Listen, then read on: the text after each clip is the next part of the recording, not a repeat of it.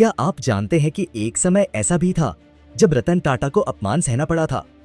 एक कंपनी ने उनका मजाक उड़ाया था, लेकिन सालों बाद वही कंपनी उन्होंने खरीद ली। कैसे एक बिजनेसमैन सिर्फ बिजनेस नहीं करता बल्कि लाखों लोगों की जिंदगी बदल देता है। आज की इस वीडियो में हम जानेंगे रतन टाटा की संघर्ष से सफलता तक की पूरी कहानी। कैसे उन्होंने असफलताओं से सीख लेकर दुनिया को दिखा दिया कि असली लीडर कौन होता है। अगर आप भी इस कहानी से प्रेरित होना चाहते हैं तो इस वीडियो को अंत तक देखें। चलिए शुरू करते हैं। बचपन की कठिनाइयां। एक ठंडी सुबह 28 दिसंबर 1937 को मुंबई के एक पारसी परिवार में एक बच्चे का जन्म हुआ, रतन टाटा। बाहर से यह एक अमीर परिवार था, लेकिन रतन की जिंदगी में कठिनाइयों की कोई कमी नहीं थी। जब वे सिर्फ 10 साल के थे, उनके माता पिता का तलाक हो गया। माँ पिता से दूर रहना किसी भी बच्चे के लिए आसान नहीं होता, लेकिन उनकी दादी नवाजबाई टाटा ने उन्हें पाल पोस कर बड़ा किया। रतन टाटा बचपन से ही शांत स्वभाव के थे, लेकिन उनके अंदर कुछ बड़ा करने की चाहत थी। उन्होंने अमेरिका की कॉर्नेल यूनिवर्सिटी से आर्किटेक्चर की पढ़ाई की और बाद में हार्वर्ड बिजनेस स्कूल से मैनेजमेंट कोर्स किया। पढ़ाई पूरी करने के बाद वे विदेश में ही नौकरी कर सकते थे, लेकिन उन्हें अपने देश के लिए कुछ करना था। वे भारत लौट आए। टाटा ग्रुप में संघर्ष की शुरुआत। भारत लौटने के बाद उन्हें सीधा टाटा ग्रुप का बड़ा पद नहीं मिला। उनके दादा जे.आर.डी. टाटा ने उन्हें कंपनी के सबसे निचले स्तर से काम करने को कहा। रतन टाटा ने टाटा स्टील की फैक्ट्री में बतौर कर्मचारी काम करना शुरू किया। वे मशीनों के पास खड़े होकर कामगारों के साथ सीखते थे, उनके संघर्ष को समझते थे। लेकिन असली संघर्ष तब शुरू हुआ जब 1991 में जे.आर.डी. टाटा ने रतन टाटा को टाटा ग्रुप का चेयरमैन बना दिया। यह फैसला कई लोगों को पसंद नहीं आया। टाटा ग्रुप के कई सीनियर अधिकारी उनके खिलाफ थे। कुछ लोगों ने तो यह तक कह दिया, रतन टाटा इस कंपनी को चला नहीं पाएंगे। असफलताओं से सीखकर आगे बढ़ना। रतन टाटा ने सबसे पहला बड़ा फैसला लिया, टाटा इंडिका बनाने का। यह भारत की पहली स्वदेशी कार थी, जिसे भारतीयों के लिए खास तौर पर डिजाइन किया गया था। लेकिन 1998 में जब टाटा इंडिका लॉन्च हुई तो यह फेल हो गई। लोगों ने कार को नकार दिया, बिक्री ठप हो गई। कुछ समय बाद टाटा ग्रुप के कई अधिकारी रतन टाटा के पास आए और कहा, हमें टाटा मोटर्स को बेच देना चाहिए, ये कार बिजनेस हमारे लिए नहीं है। रतन टाटा परेशान थे। वे अमेरिका गए और फोर्ड कंपनी के पास अपनी कार कंपनी बेचने का प्रस्ताव लेकर गए।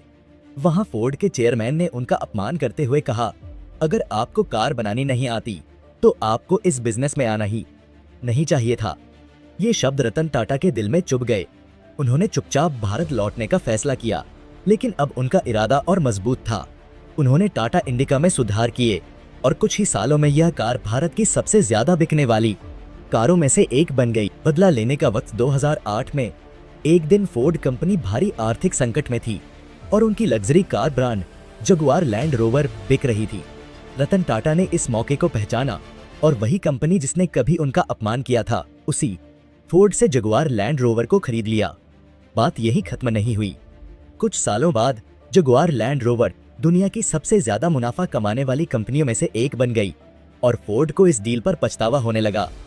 आम आदमी के सपने को पूरा करना। रतन टाटा का सपना सिर्फ बिजनेस बढ़ाना नहीं था, वे भारत के हर व्यक्ति की जिंदगी बेहतर बनाना चाहते थे। उन्होंने दुनिया की सबसे सस्ती कार टाटा नैनो लॉन्च की, जिसकी कीमत मात्र ₹1 लाख रखी गई। हालांकि नैनो को उतनी सफलता नहीं मिली, लेकिन इसने दुनिया को दिखा दिया कि रतन टाटा सिर्फ एक बिजनेसमैन नहीं बल्कि एक समाज सुधारक भी हैं। देशभक्ति और नैतिकता। रतन टाटा ने कभी पैसे को प्राथमिकता नहीं दी। वे हमेशा कहते थे, अगर आप सही काम कर रहे हैं तो पैसा अपने आप आएगा। जब 26/11 मुंबई हमला हुआ, तब ताज होटल, जो टाटा ग्रुप का हिस्सा था, आतंकियों का निशाना बना। इस हमले में कई लोग मारे गए, लेकिन रतन टाटा ने अपने सभी कर्मचारियों की मदद की, उनके परिवारों को मुआवजा दिया और बिना किसी सरकारी मदद के होटल को फिर से खड़ा किया।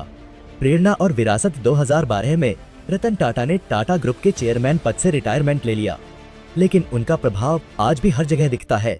वे नई पीढ़ी के उद्यमियों को प्रेरित कर रहे हैं, नए स्टार्टअप्स में इन्वेस्ट कर रहे हैं और देश की तरक्की में योगदान दे रहे हैं। रतन टाटा सिर्फ एक बिजनेसमैन नहीं, बल्कि एक महान विचारक, समाजसेवी और सच्चे देशभक्त हैं। उनकी यह कहानी हमें सिखाती है कि कभी भी हार मत मानो। अगर लोग तुम्हारी हंसी उड़ाएं तो वही हंसी एक दिन तालियों में बदल जाएगी। रतन टाटा की यह कहानी हमें सिखाती है कि असफलता का मतलब हार नहीं, बल्कि सीखने का मौका होता है। अपमान और नकारात्मकता को अपनी ताकत बनाओ। सबसे बड़ी सफलता पैसे में नहीं। आपको यह वीडियो पसंद आया हो तो इसे लिखे करें, कमेंट करें और अपने दोस्तों के साथ शेयर करें। ऐसी ही प्रेरणादायक कहानियों के लिए हमारे चैनल को सब्सक्राइब करें और बेल आइकन दबाएं। धन्यवाद। तो गाइस वीडियो पसंद आया तो चैनल सब्सक्राइब एंड वीडियो को लाइक कीजिए।